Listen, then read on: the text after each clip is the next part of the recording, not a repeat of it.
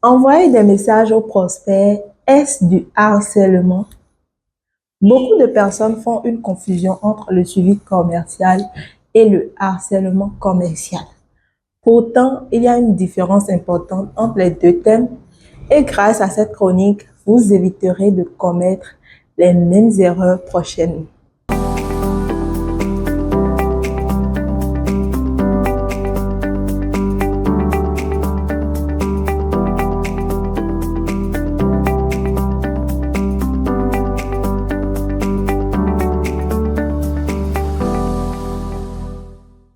Le suivi commercial est une méthode qui vise à maintenir le prospect engagé, à répondre à ses questions et l'aider à progresser dans son processus de décision. Et vous devez le voir comme la création de contenu pertinent, personnalisé et apportant de la valeur.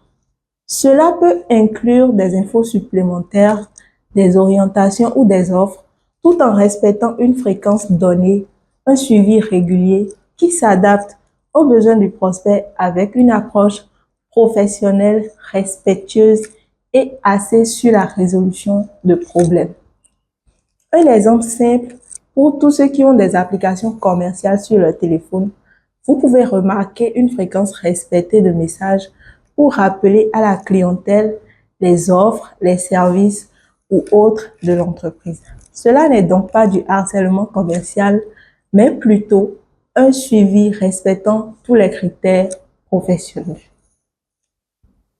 Le harcèlement commercial, par contre, c'est le fait de forcer le prospect à prendre une décision souvent de manière abusive ou agressive, puisqu'il ne respecte ni l'approche qui est souvent agressive, insistante, ni le contenu qui est non personnalisé, ni la fréquence excessive ou intrusive.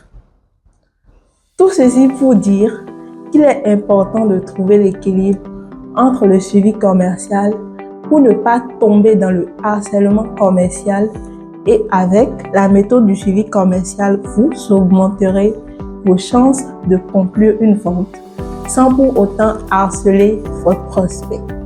À mercredi prochain.